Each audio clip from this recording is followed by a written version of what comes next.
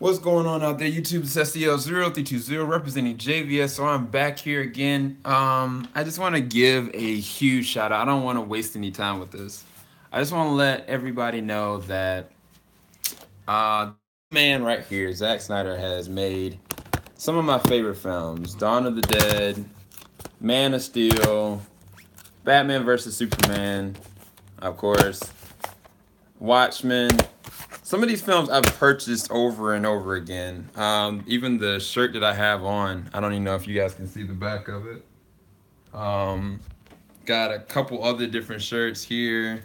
Um, and yes, me and my wife have two different Justice League shirts because no matter what happened with it or the tampering of it or whatever you want to call it, it wouldn't have even been made if it wasn't for Zach. So first off, Zach, I just want to thank you. I thank God for the gifting that God has blessed you with and the talent and a nuance for cinematic artistry. Cinematic artistry in the sense that you're the director that is devoted to a craft of emulating and immersing the audience in a visual immersion environment. In that, like when you looking at Watchmen, you literally looking as though you're seeing it straight coming from the cuff. Like no matter, even if you're looking at the director's cut or the regular theatrical, when you're looking at 300, the same exact thing. You brought the mastery behind that. Like people that were like never even thinking about looking at gore or anything like that, they were like, wow, there's an art form to this film. Undeniably so.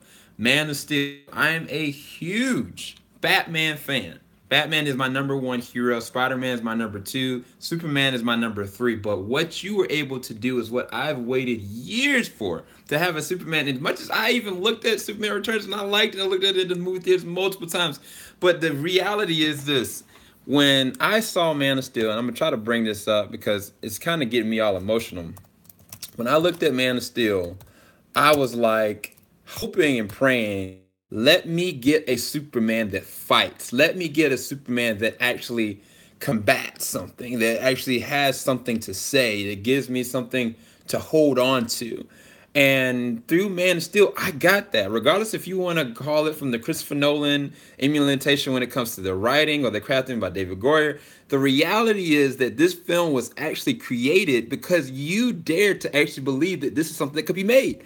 Just like the people back in the day that looked at Christopher Reeves dared to have a man that believed that he could be able to fly. And that was what you got in Man of Steel. For this generation, if nobody wants to accept it or allow it, Man of Steel was made and is one of the best Superman films to date because of you. And so I just wanted to share my appreciation because today is his birthday.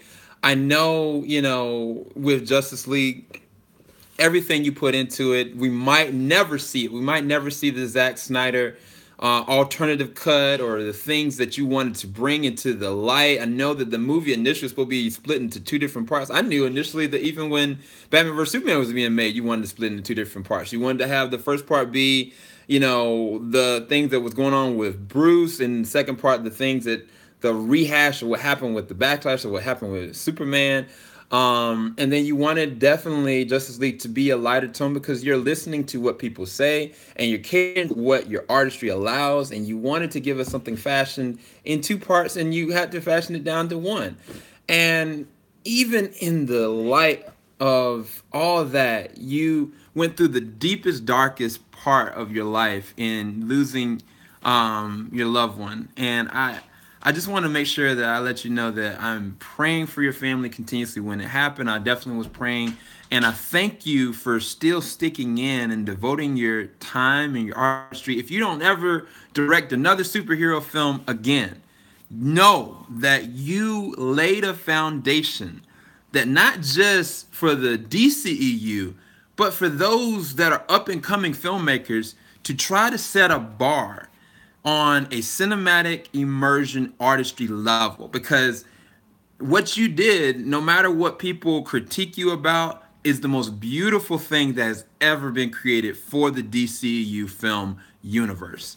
And no matter what happens moving forward with the DCU or what happens 20 years from now, nobody will deny what you did with Man of Steel, what you did with BVS from a visual standpoint was immersive was beautiful, was thought-provoking. Regardless you didn't understand the pacing, regardless you didn't understand the writing, regardless you didn't understand the process or the purpose behind certain stanzas, it still was beautiful immersion.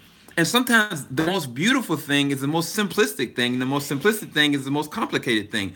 And the reality of all three of the films that you try to create, even the third one, which is the Justice League, you told an amazing tale of Superman and the transformation of bringing him to the man that he had to be. And I got that. And I thank you that in spite of your pain, in spite of the things that you went through, Zach, that you dared to continue to press on. And I know I'm a part of your Vireo. I've checked you out for a long time, ever since you left Twitter, just because my heart was out for you. Not because like I was waiting to hear when you were coming back or if you were going to come back. Like my heart was out for you. And so I just want to let you know that I appreciate what you have brought to us as fans, as DC fans, regardless of the hard comings of DC fans and now Star Wars fans, is the reality that when we came to Man of Steel, we were brought into a place that we had never been before, and people tried to tell us that we were stupid for believing in it. Even if you look at Batman vs. Superman, the first time I let my wife look at Batman vs. Superman, I let her look at the uncut Ultimate Edition. She loved it. I never even let her look at the theatrical version. But even with the theatrical version or the Ultimate Cut, there's still people that hate the movie and despise it, and like you don't have any realization of what the characters really mean, their embodiment behind it. Some of them never looked at the comic book now, and some of them never will. But the reality is that, you know, we as fans coming out of the film were persecuted for even wanting to say we like it. You know what I'm saying? And so it's like now when you get to Justice League, it's synonymous with how could you even think to still like these kind of things? And yet, even with you being pulled out in your scope of what you really wanted for Justice League, I still went and saw Justice League 3 times, maybe 4. I can't really remember. I still will end up buying the Blu-ray and DVD with hopes of seeing the Snyder Cut, but even if it doesn't, I still will do it. You and Hans Zimmer, and you with Junkie XL, and you with the amazing Fong for the principal of cinematography. Like all the different films that you have made have been some of the most beautiful that I have ever seen, and they have inspired me and implored me to push the envelope for what I have. You and even directors like Ryan Coogler and different people, of course, like Christopher Nolan, but you in your own right have serviced this community from a cinematic standpoint, and don't ever think anything less. I'm just telling you that I am a novice director, novice writer, okay YouTuber, novice everything else, but I do dare to dream that, you know, the art that I do can cater and mean something to someone. If not, I wouldn't even continue either further. And I want to show you this quick. Believe it or not, the very first real reviews that I actually did was Man of Steel 4 years ago. And I remember talking about like just the description of the flying and all this kind of stuff. And so it set my whole world on fire. Even as a YouTuber, part of the defining moment that really allowed me to immerse into this superhero world and just gush about it and like unapologetically geek out about it was my first encounter with Man of Steel. So I just want to say I thank you. I love you, Zach. God bless you. Father God, I pray that you bless Zach and his family and Deborah and everybody that is connected with him, that he might be surrounded by people that might lift him up and encourage him, and knowing that everything that he has done up until this point has been a blessing to someone. And moving forward, that he will be continuously blessed tenfold, regardless of if it's in the cinematic universe of DC or if it's an entertainment or whatever it is, but that his art does matter, and that you love him, God, more than he could ever really dream or imagine. And those people that have this need for art and love, that they are embraced because of the things that he has ever done. So I just pray blessings upon him and upon his family and moving forward for him. Love you, Zach. Just want to let you know that, man. I want to leave you a prayer, leave you encouragement, let you know that you have impacted me and my family, and I gotta go.